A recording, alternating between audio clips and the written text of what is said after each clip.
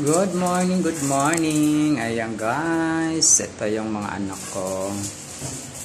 Kahapon, anong oras na kasi kami kumain dahil anong oras na ako nagkapera. Thank you kay Madam Luella sa binigay niya sa mga anak ko.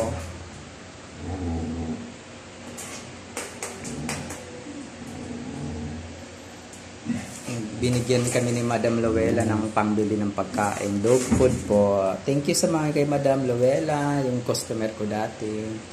Binigyan niya kami. Ayan, binili ko po kasi kanila ng dog food, tapos yung kinagabihan pagkain din nila kanin. Naiyak ako guys kasi kahapon walang-wala po talaga kami. Ayan, buti na lang si Madam Luella na nag-chat ako sa kanya. Nabigyan naman kami agad. Ayan, maraming salamat Madam Luella.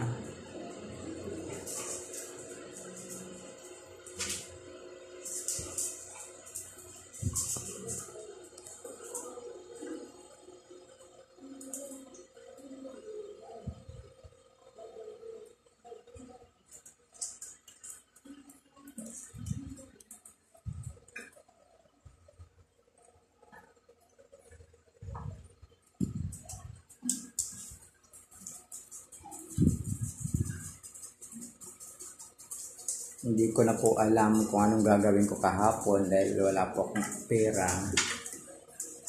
Matumal po yung trabaho ko. Ayan.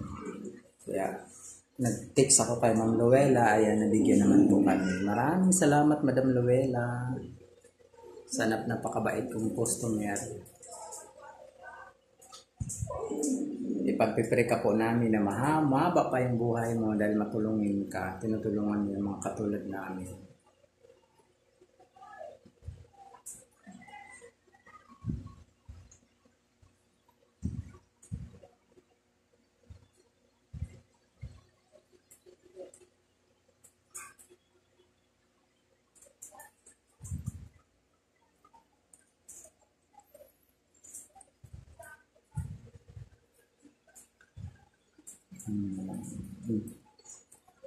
Mahal na mahal ko guys ang mga anak ko. Ayan. Okay lang kahit hindi ako makakain basta sila mayroon. Ganun ko sila kamahal. Napaka ano ko dito, protective ko sila dahil gusto ko sila. Mahal ko yung mga yan.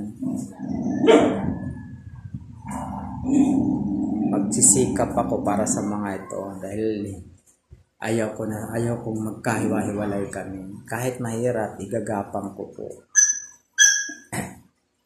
Hanap ko ng paraan para magsama-sama lang kami palagi. Ayan, yung anak kong panganay.